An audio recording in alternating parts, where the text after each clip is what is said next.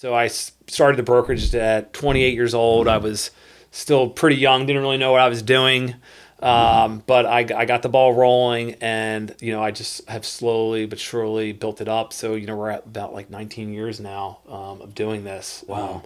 So it took me about 8 years to get to my first 100 agents. And when I first started, I was like, well, if Eight I get, years to get to 100 yeah. agents. And Okay. and with my business model, which we don't need to go in too far, but I was like, if I get to 100 agents and do the math, like I'd be pretty good. I can probably just live off of that. And Yeah. then sort of my business maturity was not really there Right. because I didn't really quite understand, like, as you bring on more people, the more staff you have, and then the agents are going to need more resources. One person's going to want this, one person's going to want that. We need to do another location over here if you want me to stay with you or come to you, and just a lot of different things. So my math didn't work out exactly in my head, but it just, as I grew the business, I was like, we can take on more, and I'm at a point where it's, if I can find the right people, I kind of want more of a quality over quantity. Yeah, sure. But if I can find the right people, I'm willing to kind of continue, going as far as that will take me.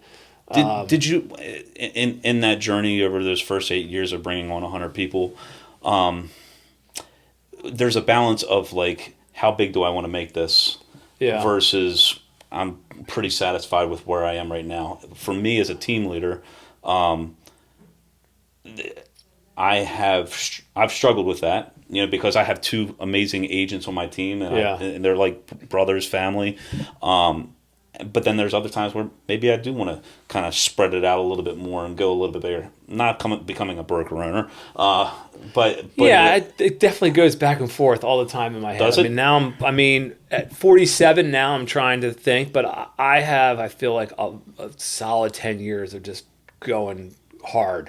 Yeah. Because I just know myself, and if I don't have like a lot going on, I tend to be happier when I'm have a lot of things to do. I love like accomplishing things, like to-do list every day. So I find happiness in getting things done. Okay. So, but yeah, I mean, years ago when I was getting to that first 100, I had an agent, Mark Risha, come to me and say, like, this is starting to get like wild here. Like, you're getting, I see you're interviewing people all the time now. You're having people join all the time now. And there was a real, like, once I hit 100, it went from like 100 to like 300, like really quickly. Oh wow. And you don't lose a lot of people when you're smaller like that. Now it's 700 people. I have people, retiring and moving out of state and all sorts of different things that are just happens more often. But so yeah, there was like a lot of growth with not a lot of staff at that point because we really weren't sure, how it was going to go. But I remember Mark saying to me, like, are you like mentally prepared for like what you're getting yourself into? And it was kind of like a reality check at that point. I was like, you know what, like, yeah, like, more people, more problems or whatever, Right, kind of right. more money, more problems, as the song goes.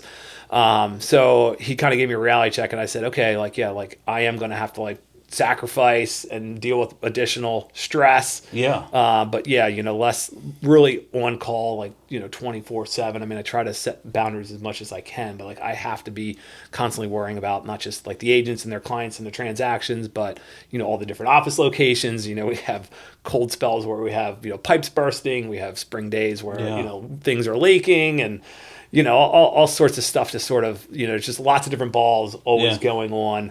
So you're only one guy. Sure. So you're only one guy. So over the years, you've created leverage for yourself. Yes. For other people to take a role in this. In going back, how long was it after 2006 that you actually hired your first administrative type person? Yeah, so my first administrative type person started out working for me for $25 a week. Oh wow! A week. Let's go. That's a good hire. And she did like the open house email blast that, we have, whatever, 4 or 5 open houses going on because we only had, whatever, 30, 40 agents.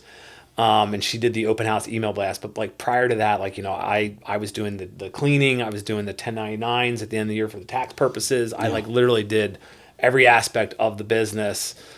Paid the commission checks, was still selling houses myself. I don't compete with the agents anymore, but I still had to sell houses to keep the lights on in the office space. And then, yes, I hired someone, and she, from that, sort of initial role, kind of became like my right-hand person and helped me. Years later, she, her husband had a job change. She moved to Florida, and then I had to, take on additional hires. But yeah, the first hire was sort of like a nervous, definitely committing to a salary and everything.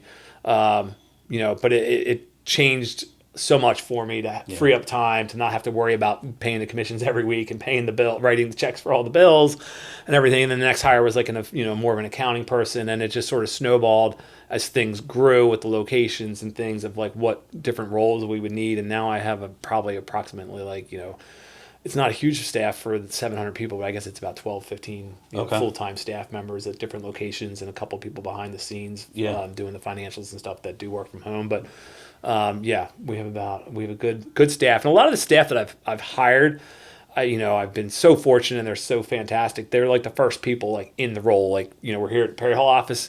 Katie Fedichik is our front desk, office administrator at Perry Hall. She's the only person that's ever been in that role. Okay. So a lot of different staff that I've had, have either, worked their way up from one role to a higher role. Melanie's operations manager. She used to pay the commissions.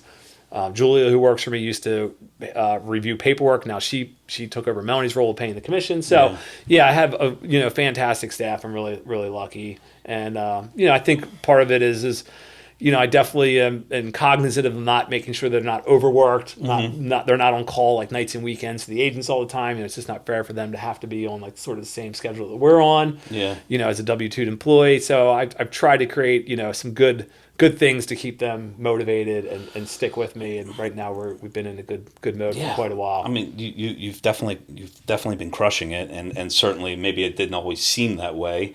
It's like over time, it's a bunch of small things that tend to snowball into something a lot bigger. Yeah. Did you like this episode of the TMA Connection? Well, you might want to check this one out right here. Go ahead, click it. Go ahead.